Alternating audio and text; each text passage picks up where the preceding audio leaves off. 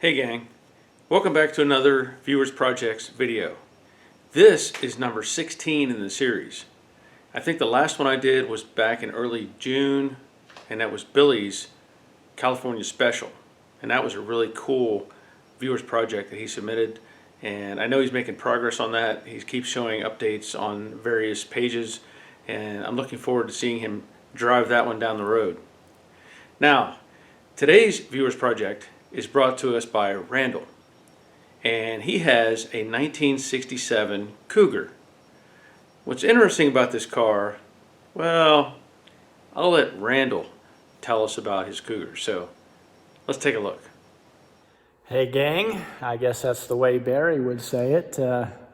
My name's Randell Heath, coming to you from Mountain Green, Utah, and I'd like to thank Barry for welcoming my garage into Joe Daddy's garage. Today I'm going to tell you a story about not a Mustang, but something that's closely related to a Mustang. 43 years ago, I sold my 1967 Cougar that was my high school college car, and I've regretted it in the years that have transpired, and over the years, I've mentioned to the fellow that I sold it to that I'd sure like to get that car back one of these days if he ever got tired of it. Well, 43 years later, my wife got a phone call asking if Randall would like to get his old 67 Cougar back. And she said, "Oh, I know he'd be interested. How much?" And he said, "No, you don't understand. Just come get it." So I guess his grandson had decided to restore it in Grandpa's garage, and there it sat here. So anyhow, make a long story short, my wife and I drove 200 miles with the trailer the next day and picked up my 67 Cougar, had to put some wheels and some suspension back together and kind of push it in the trailer, and the rest was in boxes. But I will say that the fellow that was looking in this rear view mirror 43 years ago has a much better beard than he did back then. Well, anyhow, I started the project off with working on the drivetrain. It was something I knew how to do. I had, overhauled a couple of engines back in the day. And so I took the old 289 down and had it bored out, and bought a stroker kit for it and started accumulating parts. Found a T5 transmission, bell housing, bought a stroker kit for it to turn the tired old 289 into a 331, Edelbrock manifold, and a few other goodies here. Kind of, my inner teenager was released, and I wanted to do all the things I never could 43 years ago.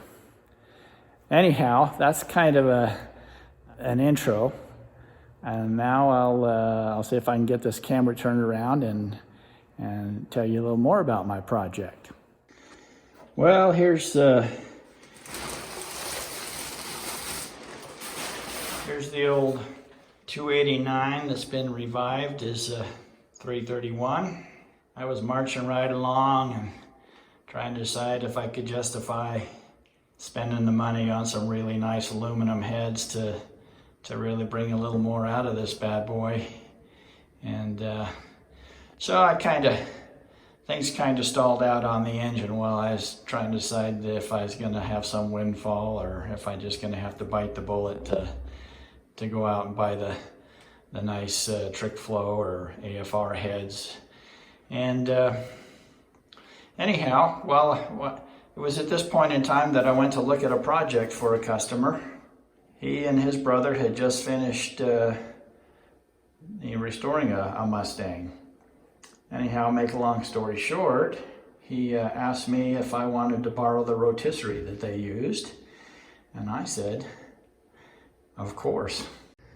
On the welding side of the equation, I already had this nice little MIG, but I tell you what, I was struggling with trying to weld the thin sheet metal, and eventually what I ended up doing is changing from like 035 wire to 025 wire, and that seemed to help quite a bit. And the other thing that helped a ton was getting a new welding helmet. This Miller Digital Infinity, oh my gosh, you can see what's going on. That's one of the things that I struggled with my old helmet, was even though it was a digital one, I couldn't see anything. And with this helmet, it makes things a lot better. I think I also mentioned that I borrowed my neighbor's plasma cutter, little hypertherm there. That makes short work, and you can do it. I did some of it without the plasma cutter, and it can certainly be done, but like I said, I was able to borrow that one, and I did cut out all the bad trunk areas with that, and I also cut out that toe kick area over there. I cut a little bit of this one out just so I could get access to I had to remove the torque box here. It was a brand new torque box. It was kind of bubble gummed in here, and I had to get it out just so I could replace the floor support and this frame rail. As long as we're talking about welding stuff, I tried a few things here, you know, with the thin sheet metal here before I got the smaller diameter welding wire, you know, copper backing plate. And this works surprisingly well if you had a flat area, but most of my issues aren't in flat areas here. So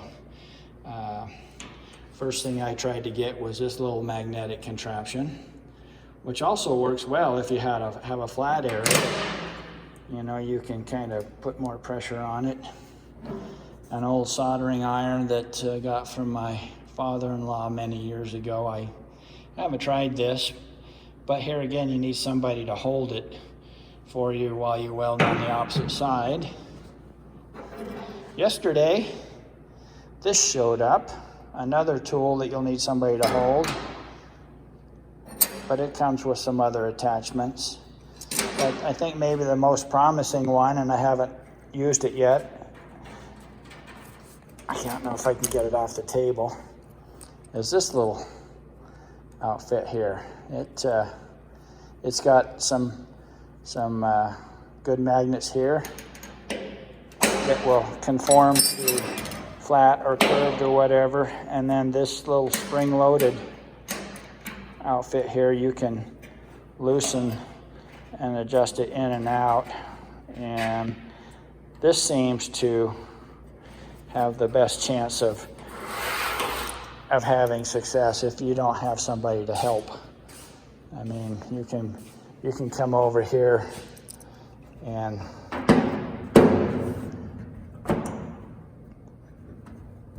put that on a weird surface, and you can see it conforms pretty well. I think you would have success with this. But like I said, I haven't tried that one yet. But as long as we're talking about tools, I thought I would also mention maybe my new favorite tool right here. These little cutoff, you can get them at Harbor Freight or Home Depot or whatever. But for a little more money, you can get one that has reverse. So if you're tired of those sparks flying in your face, you can reverse it and have the sparks fly in the other direction. I haven't looked to see if the same technology is available, you know, for this little die grinder here, but I was kind of excited to have some tools that I could have the sparks flying the other way. this little tool is surprisingly effective also here. Used it in conjunction with the spot weld cutter to remove bust quite a few spot welds out. I'm not too happy with this other style of spot weld cutter. It just dulled quickly, and I didn't get much use out of that. And this little light here, yeah, a little portable light. I mentioned having trouble seeing. If you put something like that under your car or in your engine compartment or whatever, you can see. And the battery for this thing, they don't give these away, but this battery will last 8 hours, and you don't have to monkey around with extension cords and whatnot here. So let's see, got one other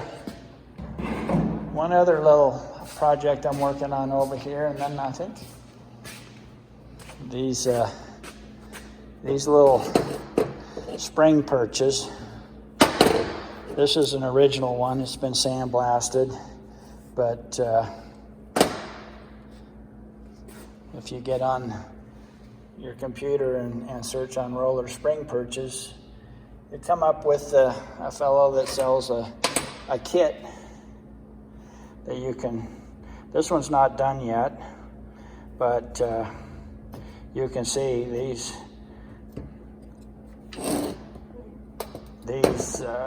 OEM ones, rubber bushings in there. There's no give. These roller perches here, I think this is a good thing.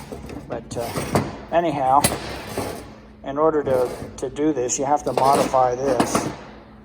You have to come in and make a few cuts in this area, and then you have to weld a washer on that's supplied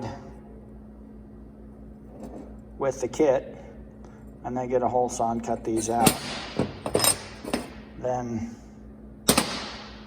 this part ultimately will get welded into place.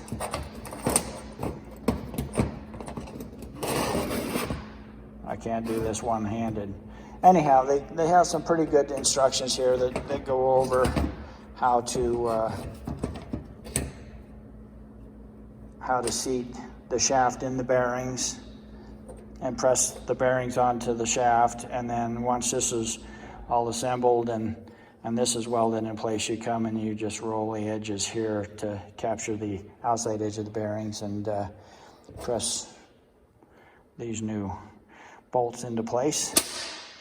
And so we'll have some roller perches, and I don't know that I'm going to go the aftermarket home meal deal coilovers on the car at this point in time. So we'll just start out with a fairly stock situation. I do want to put a rack and pinion steering system in. I think that's probably the next money I'll spend on this little project. Well, I've gone upstairs now. Just everybody's seen a transmission and a bell housing before, but here's the rear seat out of the 67 Cougar. Some floor pans that I guess will be used in the Mustang now. I ordered these for the Cougar, but they took 3 months to get here. I went with like CJ Pony parts, and I had them in 3 days instead of 3 months here. I won't tell you who I purchased these from, but you can call me if you want to know here. But on the front fenders, you know, I blasted and primed them. You can see that there was some work done by the previous owner here that needs a little work, and there was lots of Bondo in this area. On the passenger side fender, I had an opportunity to buy a second fender.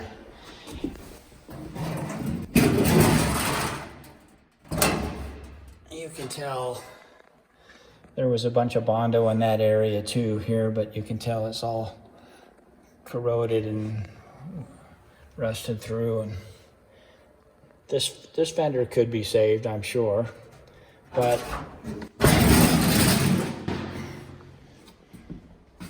$400. I got a fender that's in maybe not pristine condition, but for being, 60 from this 67, there's no rust really. It's got it's got one little tweak right there. Right there's the only major issue with it here. So fenders. The Mustang came with a brand new exhaust system. I've got a pair of used headers that I picked up for the engine. Over here we have, there's the Mustang seats. They're dusty, but they're brand new. The Cougar's original steering wheel. And I don't know, I think this is a wheelhouse for the Mustang. Maybe I'll take this old wheelhouse down to the Cougar and see how close it does fit. I've been told that they're quite a bit different. I know the Cougar's like 5 or 6 inches longer than the Mustang. But anyhow, I haven't thrown anything away. Got lots of parts. I do plan on putting air conditioning in. That's something the car never had. I've got a second trunk for it as well. The original trunk's pretty rusted up, and this one's not in too bad a shape. I do remember when I was a kid, maybe some of you guys can remember that far back too, but my dad and I painted this old Cougar. And when I did, I took all the chrome off and I glassed in the lock for the trunk, and I put a solenoid in it. I don't know if I'll do that again, because there were a couple of times over the years where I had to take the back seat out to get into the trunk. Something come loose on the wiring here. But anyhow, that's my Cougar. That's my Mustang. I'm the third owner of the Mustang since the title was last changed. The odometer says like 40. The odometer says 43,000 miles. That's what the title says, is 43,000 miles. I'm the third owner of the project, which is why it's got all the goodies and whatnot. Under the hood, it's empty, but this car is in much better shape than the Cougar was, rust-wise. It's got a little some issues right there in the battery tray area, but I think all of them do. But it will be nice to have this car as a go-by when I go back to putting all the wiring and everything back together. Well, before I sign off, I have to say thanks so much for all the incredible content that you have put on YouTube. I know I wouldn't be doing this project, at least to this extent, if it were not for the guidance that you provided here. And I'm sure by the time I'm done with this project, I'll be looking in this mirror saying, that's not the same. That's not the same guy that started this project, and definitely not the same guy that bought the car, I guess now 44 years ago. Anyhow, thanks so much. You have the rest of a real nice day, and I look forward to seeing all the other viewers' projects out there. I really enjoy seeing the struggles that everybody's, but mostly the successes that everybody's having, and I'm sure that this will be successful. The next big endeavor here, I think I've got the The floor plan's under control, the aprons are in, but putting the quarter panels in and rebuilding the wheel houses, trying to decide how much of the quarter panel to put in. Do I take it clear up to the solder area that's high on the wings? Loosen the roof a little bit to slide them under, or, you know, just tack them in somewhere between.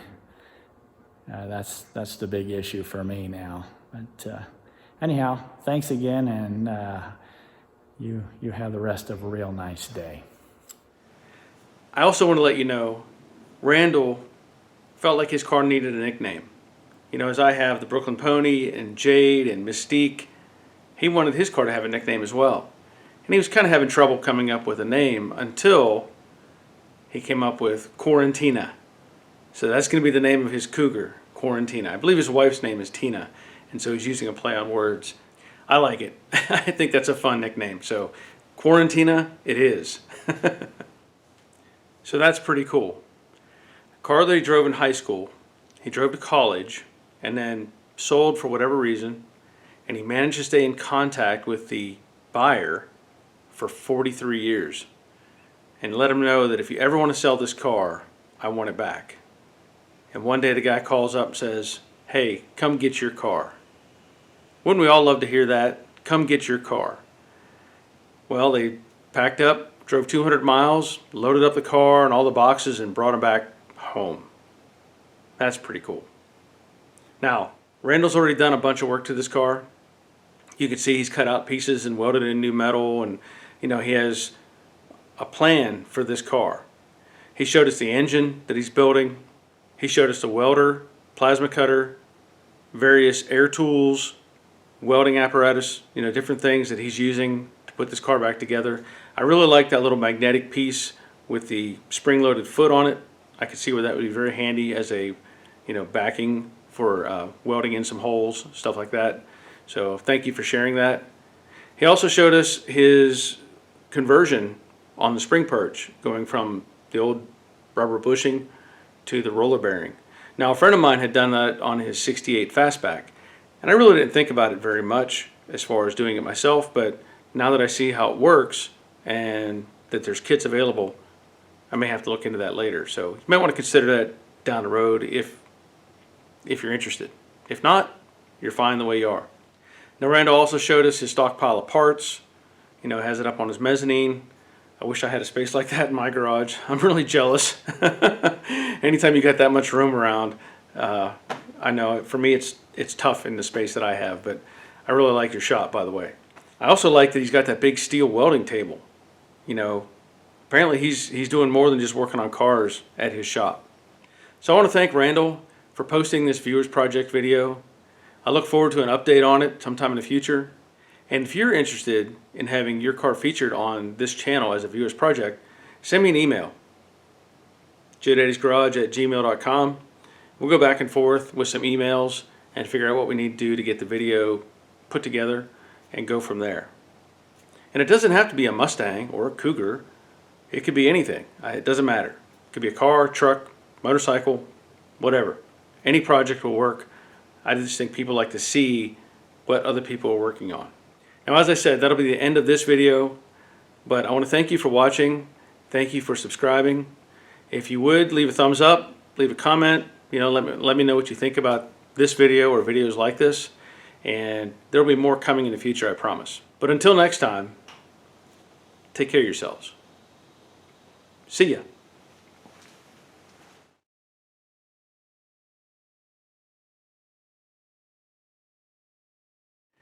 Randell parted ways with his Cougar when he was young, and he always kept an eye out for it. He always, and not even have to pay for it. Think about that. Driving that car that I would have wanted then. You know what I mean?